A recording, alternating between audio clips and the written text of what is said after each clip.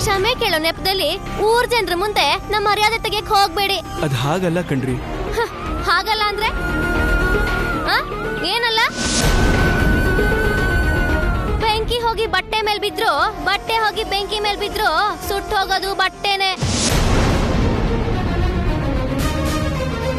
ನೀವು ಬೆಂಕಿ ಅಂತವ್ರು, ನಾವು ಬಟ್ಟೆ ಅಂತವ್ರು. ದಯವಿಟ್ಟು ನಮ್ ಬದುಕಿಗೆ ಬೆಂಕಿ ಇಡಕ್ ನೋಡ್ಬೇಡಿ. ನಿಮ್ ನೋವೇನು ಅಂತ ನನಗೆ ಅರ್ಥ ಆಗತ್ತೆ. ಬಟ್ ಒಂದು ಸಲ ಶ್ಯಾಮನ್ ಕರೆದ್ರೆ. ಅಯ್ಯೋ, ಇಷ್ಟೆಲ್ಲ ಹೇಳಿದ್ರು ಶ್ಯಾಮನ್ ಕರೀರಿ ಶ್ಯಾಮನ್ ಕರೀರಿ ಅಂತ ಹೇಳ್ತಾನೆ ಇದ್ದೀರಲ್ರಿ. ಒಂದ್ಸಲ ಹೇಳಿದ್ರೆ ಅರ್ಥ ಆಗಲ್ವಾ ನಿಮ್ಗೆ?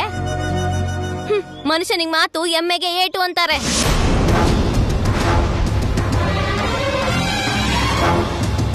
ನಿಜವಾಗ್ಲೂ ನೀವು ಮನುಷ್ಯರೇ ಆಗಿದ್ರೆ ಇಲ್ಲಿಂದ ಹೊರಟು ಹೋಗಿ. ನಾಚಿಕೆ ನಯ ಮಾನ ಅಭಿಮಾನ ಇದ್ರೆ ಇನ್ಯಾವತ್ತು ಈ ಮನೆ ಕಡೆ ತಲೆ ಹಾಕ್ಬೇಡಿ. ಏನಕ್ಕಿನ್ನು ಇಲ್ಲೇ ನಿಂತಿದ್ದೀರಾ? ಹೊರಡಿ. Sorry madam.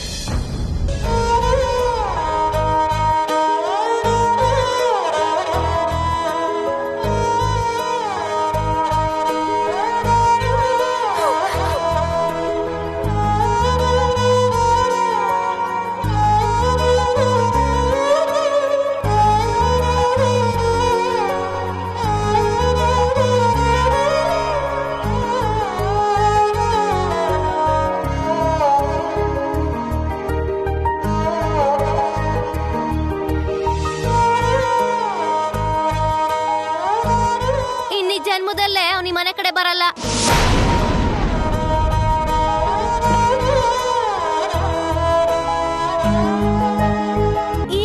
ಈಗ ನನ್ನ ತಲೆನೋವು ಕಡಿಮೆ ಆಯ್ತು. ಈಗ ನಿನ್ ಕಾಫಿ ಕೂಡ ಬೇಕಾಗಿಲ್ಲ.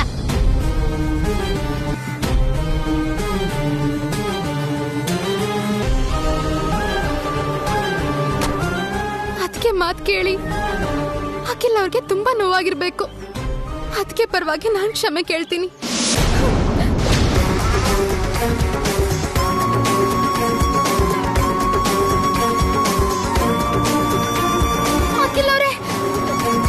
ಅಖಿಲ್ ಅವರೇ ನಿಂತ್ಕೊಳ್ಳಿ.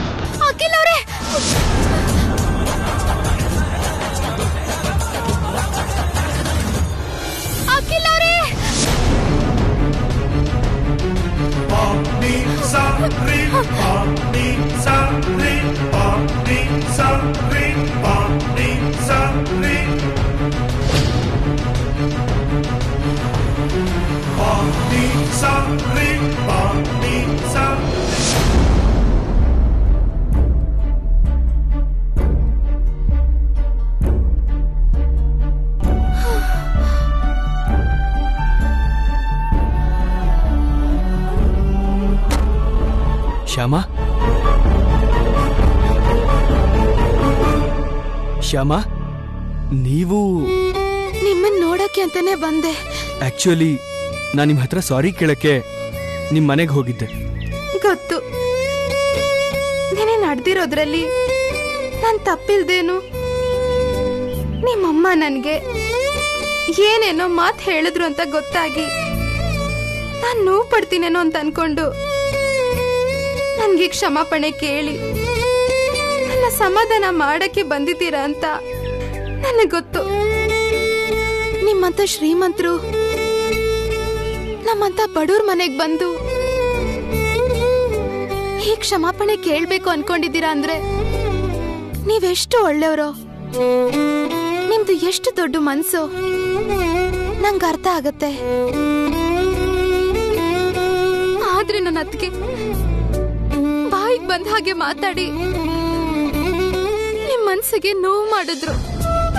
ನನ್ನ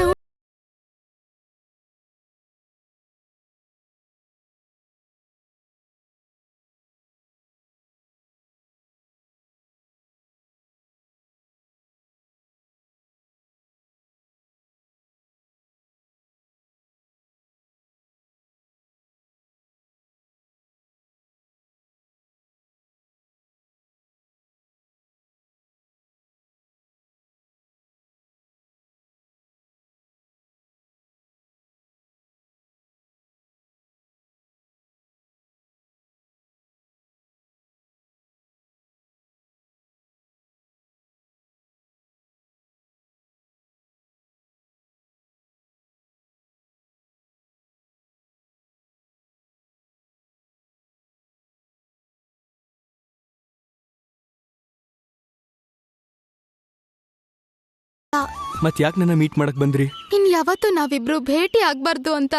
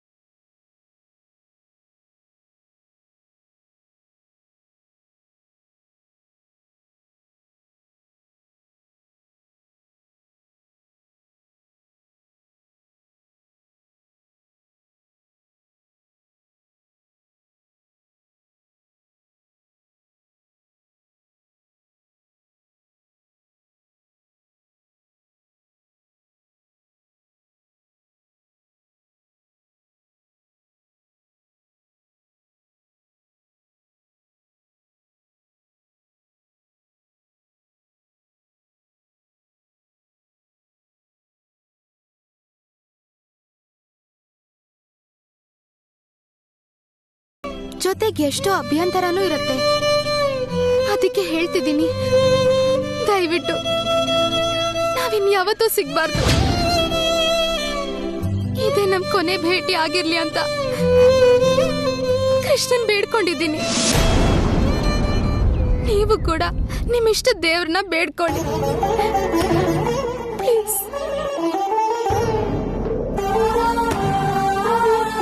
ಅಯ್ಯೋ, ನಿಮ್ ಕೈ ಗಾಯ ಆಗಿದೆಯಲ್ಲ? ಅಲ್ಲೇ ರೀ, ಈ ತರದ ಗಾಯಗಳು, ನೋವುಗಳು ನಮ್ಮಂತ ಜನರಿಗೆ ಸಹಜ ಬಿಡಿ. ಬರ್ತೀನಿ.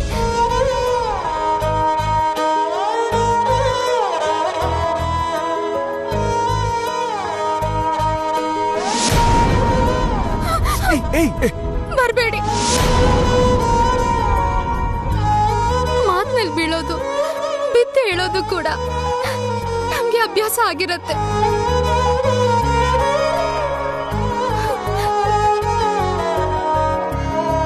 ನೀವೂನು ಹೊರಡಿ, ನಾನು ಹೋಗ್ತೀನಿ.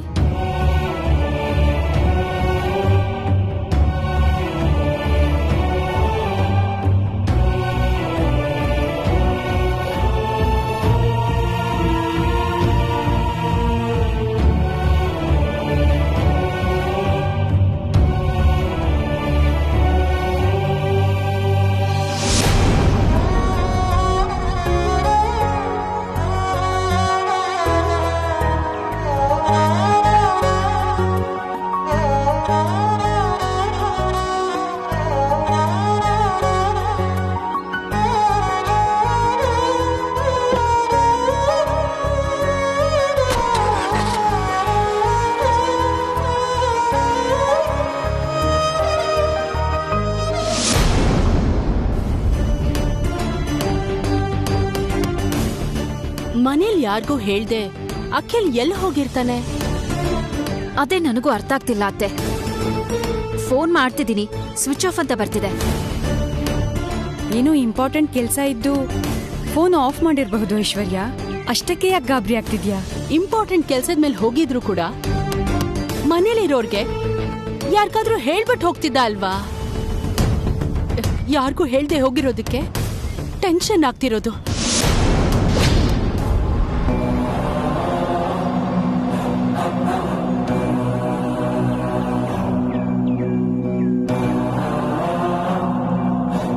ನೋಡಿ ಅತ್ತೆ, ಅಖಿಲ್ ಬರ್ತಿದ್ದಾನೆ. ಅಖಿಲ್, ಏನಪ್ಪ, ಯಾಕಷ್ಟು ಡಲ್ ಆಗಿದ್ಯಾ? ಏನಾಯ್ತು ಅಖಿಲ್? ಅಷ್ಟಕ್ಕೂ ನೀನ್ ಎಲ್ಲಪ್ಪ ಹೋಗಿದ್ದೆ? ಕೃಷ್ಣಾಪುರಕ್ಕೆ ಹೋಗಿದ್ದೆ ಮಮ್ಮಿ.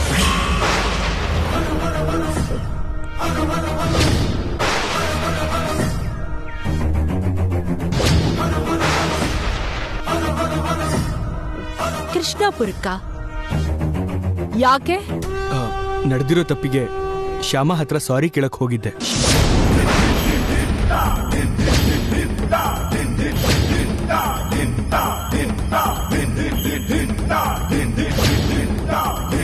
ಸಾರಿ ಕೇಳೋಕೆ ನೀನು ಅವ್ರವ್ರಿಗೆ ಹೋಗಿದ್ಯಾ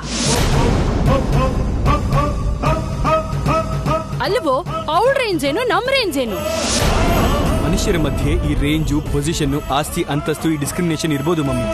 ಆದ್ರೆ ತಪ್ಪೊಪ್ಕೊಳ್ಳುವಾಗ ಮಾತ್ರ ಮನುಷ್ಯರೆಲ್ಲರೂ ಸಮಾನರೇ ಮಮ್ಮಿ. ಶ್ರೀಮಂತರು ಮಾಡಿದ್ರೆ ತಪ್ಪು ಸರಿಯಾಗೋದಿಲ್ಲ, ಬಡವರು ಮಾಡಿದ್ರೆ ಸರಿ ತಪ್ಪಾಗೋದಿಲ್ಲ ಮಮ್ಮಿ. ನಾನು ತಲೆ ತಿರುಗಿ ಆ ಹುಡುಗಿ ಮಡ್ಲಲ್ಲಿ ಬಿದ್ದಿದ್ದು ನನ್ ತಪ್ಪು ಮಮ್ಮಿ.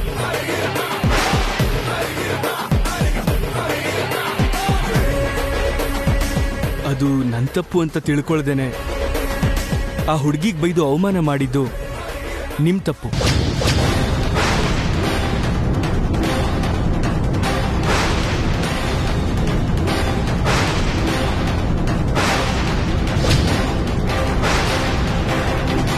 ನಮ್ಮಿಂದ ತಪ್ಪಾಗಿದೆಯಲ್ಲ ಅಂತ ಸಾರಿ ಕೇಳೋದಕ್ಕೆ ನಾನು ಅಷ್ಟು ದೂರ ಹೋಗಿದ್ದೆ.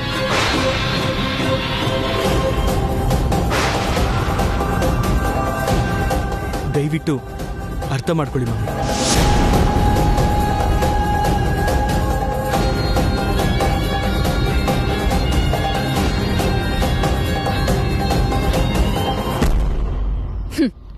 ನೋಡಿದ್ರಾ? ಕೇಳಿದ್ರಾ? ಕೇಳಿಸ್ಕೊಂಡ್ರ ಅತ್ತೆ? ಅವ್ನ್ ಆಡಿದ ಮಾತಲ್ಲಿ ನಿಮ್ಗೆ ಎಷ್ಟರ ಮಟ್ಟಿಗೆ ಅರ್ಥ ಆಯ್ತು ಅಂತ ನನಗ್ ಗೊತ್ತಿಲ್ಲ. ಆದ್ರೆ ನನಗ್ ಮಾತ್ರ ಒಂದು ವಿಷಯ ಅರ್ಥ ಆಗಿದೆ. ಏನು? ಅಖಿಲ್ ನಮ್ ಕೈಯಿಂದ ಜಾರ್ ಹೋಗ್ತಿದ್ದಾನೆ ಅಂತ ಅರ್ಥ ಆಯ್ತು. ನೀವ್ ತೋರ್ಸೋ ಹುಡುಗಿನೇ ಮದುವೆ ಆಗ್ತೀನಿ ಅಂತ ನಿಮಗ್ ಹೇಳ್ತಾನೆ, ಆದ್ರೆ ಇನ್ನೊಂದು ಹುಡುಗಿ ಹಿಂದೆ ತಿರುಗ್ತಿದ್ದಾನೆ ಅತ್ತೆ.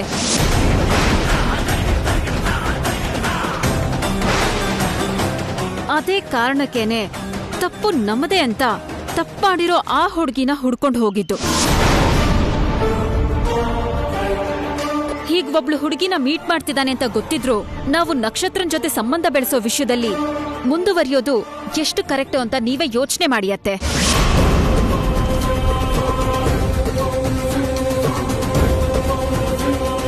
ಈಗ ಮೀಟ್ ಮಾಡಿ ಬರ್ತಿರೋ ಆ ಹುಡುಗಿನೇ ಜೀವನ ಪೂರ್ತಿ ನನ್ನ ಪಕ್ಕದಲ್ಲಿ ಇರ್ಬೇಕು ಅಂತ ಅಖಿಲ್ ನಿಮಗ್ ಬಂದ್ ಹೇಳಿದ್ರೆ ಏನ್ ಮಾಡ್ತೀರಾ ಅತ್ತೆ?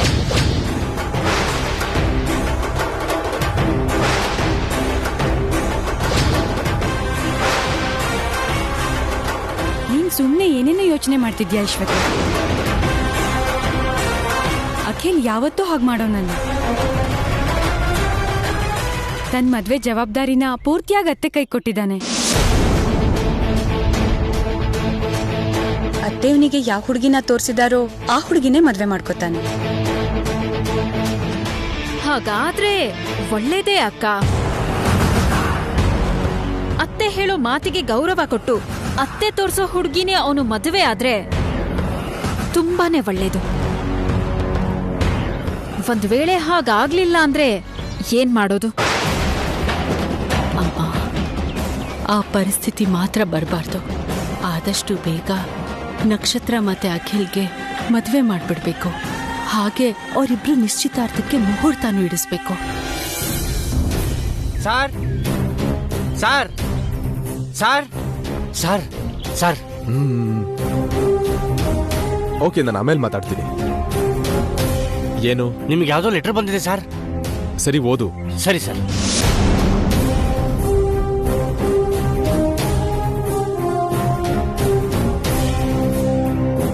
ಗೌರವಾನ್ವಿತ ಮಲ್ಲಿಕಾರ್ಜುನರವರಿಗೆ ನಮಸ್ಕಾರ. ನೀವೆಷ್ಟು ದೊಡ್ಡ ಮನಸ್ಸಿಂದ ಶ್ಯಾಮನಿಗೆ ಮದುವೆ ಮಾಡಬೇಕು ಅಂತ ಕಂಕಣ ಕಟ್ಕೊಂಡಿದ್ದೀರಾ.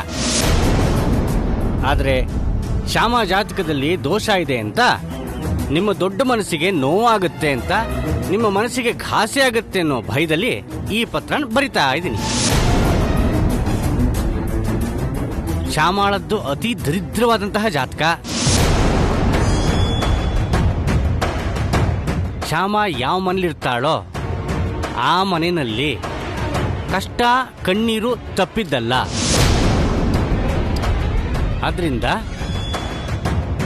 ಶ್ಯಾಮಾಳ ಮದುವೆ ಬಗ್ಗೆ ಆಲೋಚನೆ ಮಾಡೋದನ್ನ ನಿಲ್ಲಿಸಿ.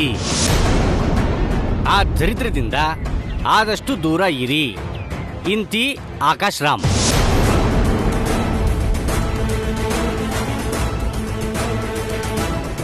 ಇದೇನ್ ಸರ್, ಶ್ಯಾಮ ಬಗ್ಗೆ ಇಂಥ ಪತ್ರ ಬರ್ದಿದಾರಲ್ಲ? ನಮ್ ಟೈಮ್ ಚೆನ್ನಾಗಿದ್ರೆ ಎಲ್ಲ ಒಳ್ಳೇದೇ ನಡೆಯುತ್ತೆ. ಅಂದ್ರೆ ಶ್ಯಾಮ ಮದ್ವೆನ ನಿಲ್ಸ್ಬಿಡ್ತೀರಾ? ಇಲ್ಲ, ಈ ಲೆಟರ್ನ ಇಟ್ಕೊಂಡು ನಾನ್ ಅನ್ಕೊಂಡಿರೋ ಹಾಗೆ ಶ್ಯಾಮನ್ ಫ್ಯಾಮಿಲಿನ ಇಲ್ಲಿಗೆ ಶಿಫ್ಟ್ ಮಾಡ್ತೀನಿ.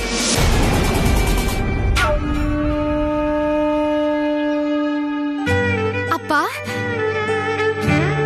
ಅಮ್ಮ, ಅಪ್ಪ ಅಣ್ಣ ಬಂದ್ರು. ಅವ್ರಿಗೆ ಕುಡಿಯಕ್ ನೀರ್ ತಗೊಂಡ್ ಬಾ. ಸರಿ ಅಮ್ಮ.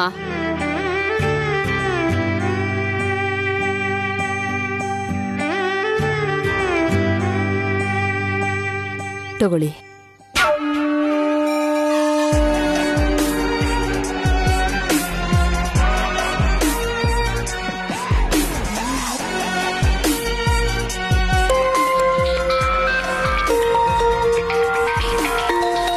ಮಲ್ಲಿಕಾರ್ಜುನನ್ ಫೋನು.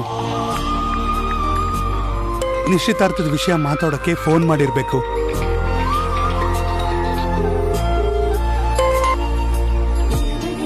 ಹಲೋ. ಹಲೋ ಚಿಕ್ಕಪ್ಪ. ಹೇಳಪ್ಪ. ನಿನ್ನ ಫೋನ್ಗೆ ಎದುರು ನೋಡ್ತಾ ಇದ್ದೆ. ನನ್ನ ಫೋನ್ಗೋಸ್ಕರನಾ? ಯಾಕೆ? ಅದೇನಪ್ಪ, ನಿಶ್ಚಿತಾರ್ಥದ ಬಗ್ಗೆ ಫೋನ್ ಮಾಡ್ತೀನಿ ಅಂದಿದ್ಯಲ್ಲ, ಆ ವಿಷಯಕ್ಕೆ.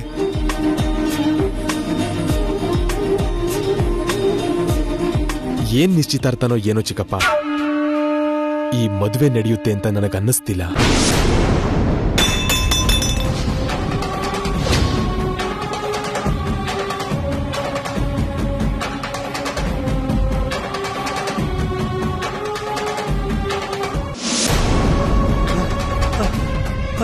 ಅದ್ಯಾಕಪ್ಪ ಹಾಗೆ ಮಾತಾಡ್ತೀಯ? ಈ ಮದುವೆ ಯಾಕೆ ನಡೆಯಲ್ಲ?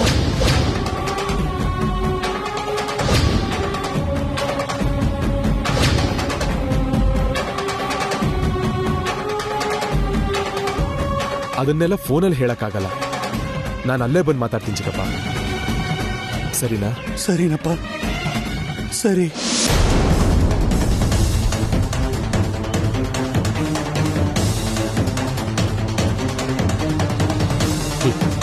ಈ ಜನ್ಮದಲ್ಲಿ ನೀವು ನನಗೆ ಅರ್ಥ ಆಗೋದಿಲ್ಲ.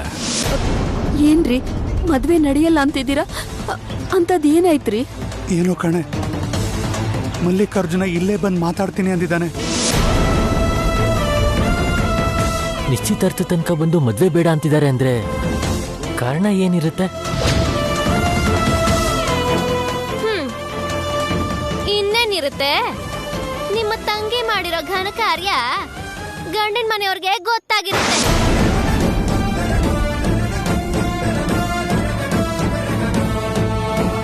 ಅರ್ಥ ಆಗ್ಲಿಲ್ವಾ?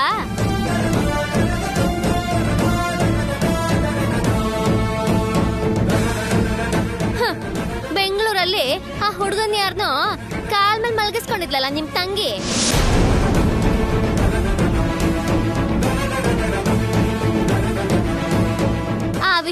ಆ ಊರಿಂದ ಇವ್ರಿಗೆ ಅಂತ ಹುಡುಗನ ಮನೆವರೆಗೂ ತಲುಪಿರುತ್ತೆ.